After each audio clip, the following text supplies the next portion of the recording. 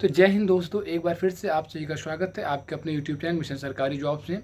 हालांकि ये वीडियो खासकर उनके लिए जो एफकैट को टारगेट करते हैं। वैसे एफकैट तो हर वो स्टूडेंट दे सकता है जिसके ग्रेजुएशन में 60% मार्क्स बने हैं। तो आप अगर एफकैट के एग्ज़ाम के लिए प्रिपरेशन कर रहे हैं और स्पेशली आप एफकैट ही देना चाहते हैं, तो आपको मैं बताना चाहता हूँ कि मैंने एफकैट का भी एग्ज़ाम दिया है। फर्स्ट अटैम्प्ट था मेरा। मैंने सिर्फ 3 महीने तैयारी की थी और मेरे 190 समथिंग 190 प्लस मार्क्स हैं। तो कैसे मैंने 190 अचीव किया, इस वीडियो में उसके बारे में बात करेंगे। और आप कैसे तैयारी करें, जो एकदम बिगनर्स हैं उनके लिए भी और जो कुछ दिनों से तैयारी कर रहे हैं। तो सबसे पहली बात, सिलेबस जो आप लोग कहीं से भी गूगल से भी देख सकते हो, तो सिलेबस बहुत ही कम है, या फिर वो अपने यू सरकारी रिजल्ट पे उसका सिलेबस देख सकते हैं। और उसकी मतलब उसमें मैथ्स में बहुत कम, सिर्फ अर्थमेटिक पार्ट आता है। और उसके बाद आप रीजनिंग में आएंगे, रीजनिंग में कुछ टॉपिक्स आते हैं और इंग्लिश में कुछ ज़्यादा नहीं, इंग्लिश थोड़ा सा वेटेज अब बढ़ा दिया है। और जीएस पार्ट है।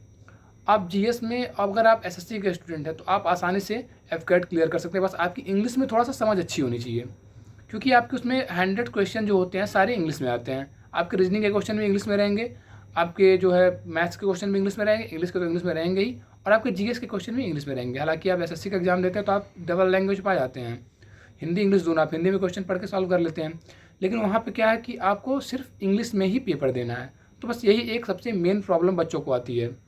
तो मैंने तैयारी की, सितंबर से स्टार्ट की। तो हालांकि मैं तो एसएससी के लिए पढ़ रहा था, सीजीएल के लिए। तो मैंने मैथ्स तो राकेश यादव सर से शुरू कर दी पढ़नी, मैथ्स अर्थमेटिक वहाँ से ख़त्म किया। और रीजनिंग मैंने किसी से नहीं पढ़ी। रीजनिंग किया कि मैंने टॉपिक्स देखा एसएससी के और मैं वो कर डाले जो एसएससी एग्जाम में आते हैं। और मैंने एफकैट के भी कुछ टॉपिक्स नोट किए और उसको यूट्यूब से, जो टॉपिक मुझे दिक्कत थी उसको, उसके बारे में मैंने पढ़ा यूट्यूब से थोड़ा सा, और बाकी सब वो मतलब मैं अपने कर लिया। और इंग्लिश तो जो एसएससी में पूछता है एफकैट में पूछता, तो इंग्लिश का कोई दिक्कत ज़्यादा है नहीं। और रही बात जीएस की, तो अगर आप जीएस में थोड़ा सा अच्छे से पढ़ रहे हैं तो ज़्यादा दिक्कत आएगी नहीं। आप करंट से जुड़े हुए हैं तो आपके अच्छे खासे 3 से 4 क्वेश्चन वहाँ करंट के मिल जाएंगे।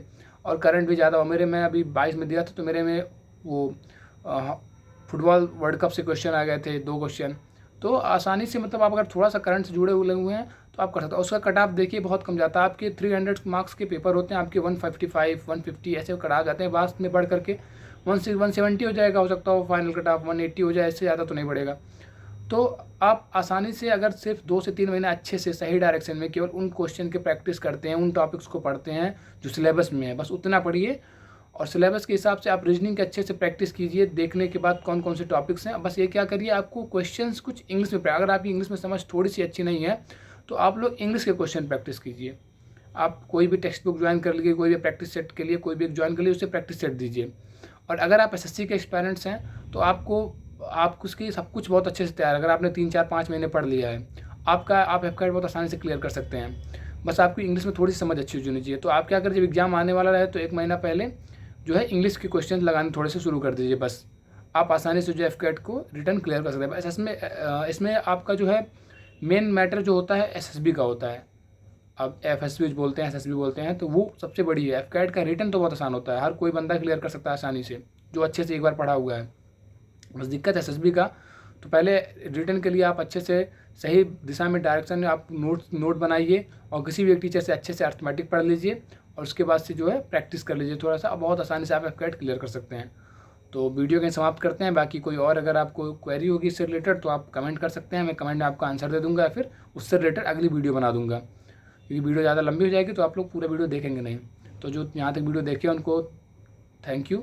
और आप लोग इस तरह से वीडियो देखिए और अपने मेहनत कीजिए और आराम से सिलेक्शन लीजिए। बहुत आसानी से आप सिलेक्शन ले सकते हैं एफकैट्स के रिटर्न में। बाकी एसएसबी का तो सबको पता है एसएसबी क्या कैसे होता है, तो वहाँ के लिए तो मुझे कुछ आइडिया नहीं, मेरा खुद एसएसबी 7 अगस्त को है। तो अभी मैं खुद अपना देख के आऊँ कि मेरा क्या होता है, तो उसमें अभी आपको कुछ मैं गाइडेंस नहीं दे सकता, क्योंकि मैं अभी खुद गाइडेंस खोज रहा हूँ उसमें।